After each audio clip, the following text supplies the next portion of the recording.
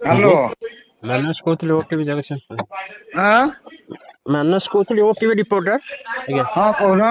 ମୁଁ କହିଲି ଆପଣ ଏ ଯାତ୍ରା କଳାକାରଙ୍କୁ ଯୋଉ କୁକୁର କହିଲେ ହୁଁ ଏଇଟା କୁ ନିନ୍ଦା କରୁଛନ୍ତି ଯାତ୍ରା କଳାକାର ସଂଘ କାହିଁକି ଏପରି କହିଲେ? କଳାକାର ସେମିତି କର୍ମ କଲେ ବୋଲି କହିଲି। ସେଭଳି କଣ କହୁନାହାନ୍ତି କଣ ସେମିତି ତ? ଟିକିନା ପାଣିଗ୍ରାହୀ ଜଣେ କଳାକାର। ଆଜ୍ଞା ତାକୁ ଆମର 7 ଜଣ ଚାକିରି ଦେଲାନି। ଆଜ୍ଞା ମତେ ଖୁସାମତ କରି ମୁଁ ତାକୁ ନାଣ୍ଡୁ ବାବୁ ପାଖରେ 8 ଲକ୍ଷରେ ଚାକିରି କରେଇଦେଲି। ଆଜ୍ଞା 2 ଲକ୍ଷ ଟଙ୍କା ଆଡଭାନ୍ସ ନେଲା। ହୁଁ ନାଣ୍ଡୁ ବାବୁ ପାଖକୁ କଣ ଯିବ ଯାଇକି ପହଞ୍ଚିଲାଣି ଯୋଉ ରାଜନନ୍ଦିନୀରେ। ଆଚ୍ଛା ବୁଝିଲ। ଆଚ୍ଛା ଏଇ ଘଟଣାକୁ ନେଇ କହିଲେ। ମୁଁ ଏଇ ଘଟଣା ନେଇ କହିଲି। କୋଉ କଳାକାରକୁ ବିଶ୍ୱାସ କରିବି ସବୁ କହୁଛି ଚାକିରି କରି ଚାକିରି କରିଲା ପରେ ଏଇ କଥା ଯାଉନ୍ତି।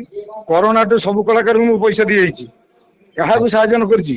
ପ୍ରତି ପାର୍ଟିରେ ଯଦି କହିଦବ ମୋର 5 ଲକ୍ଷ 3 ଲକ୍ଷ ତାଙ୍କ ପାଟିରେ ପଡିଛି। କରୋନାଠୁ ମୁଁ ଆଜ୍ଞା କଳାକାରକୁ ଏତେ ଭଲ ପାଏ ଏ କଥା କାହିଁ କହିଦଉଛି।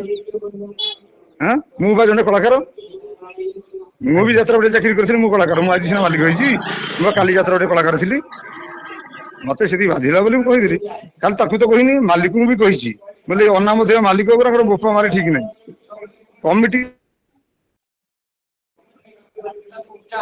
ଆଜ୍ଞା ଆଚ୍ଛା କଳାକାର ଯଦି ତମର ସଂଘ ଅଛି ତମେ ଗୋଟାଏ ଜାଗାରୁ ପଇସା ନେଇ କାଇଁ 3 ଜାଗାରୁ ଯାଉଛ?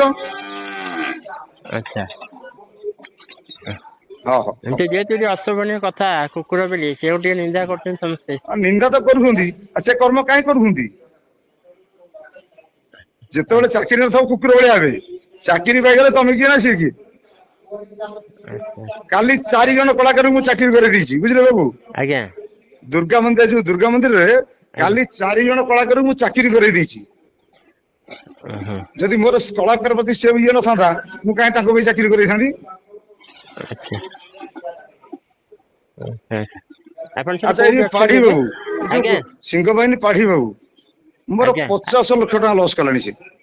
ମୋ କଳାକାରକୁ ବଢେଇ ଦଉଛି ମୁଁ ତାଙ୍କୁ ପୁଣି ରଖୁଛି।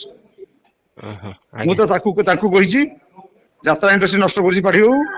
ଆଚ୍ଛା ମୁଁ ତ କହିଛି ନାଣ୍ଡୁ ବାବୁ କଳାକାର ତିଆରି କରୁଛି କାଳିଆକୁ ନେଇଯାଉଛି। ମୁଁ ତ ଜଣଙ୍କୁ କହିନି। କଳାକାର କହିଛି ଦୀପକ ଜେନା ନାଟକ ଆସୁ ମହାପାତ୍ର କପି କରୁଛି କଥା ବି କହିଛି। ଆଜ୍ଞା ମୁଁ କଣ ଆପଣ ସାର୍ ଏଇନେ କଳାକାରକୁ କୋଉଠି ଭଲ ପାଏନି। ଅଛନ୍ତି? ମୁଁ କଳାକାରକୁ ଭଲ ପାଏନି ବୁଝିଲ। ଆଜ୍ଞା ଯାତ୍ରା ଇଣ୍ଡଷ୍ଟ୍ରି ସାରା ଏଇ ଆଜ୍ଞା ପିୟୁଷ ତ୍ରିପାଠୀ ପକ୍ଷରେ ଏପର୍ଯ୍ୟନ୍ତ ମୋର 70,000 ଅଛି। କରୋନାରେ ମୁଁ ଦେଇଥିଲି ତା ଗାଡି ଛଡେଇ ନଉଥିଲି।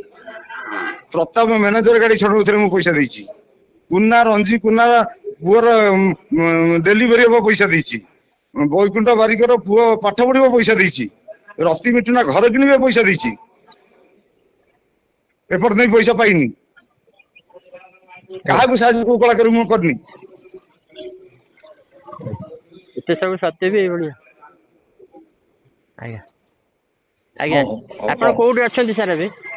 ମୁଁ ଟିକେ ଅଛି ବନ୍ଧୁ ଘରକୁ ଯାଇଛି। ଆପଣ ଭେଟ ମିଳିପାରିବ?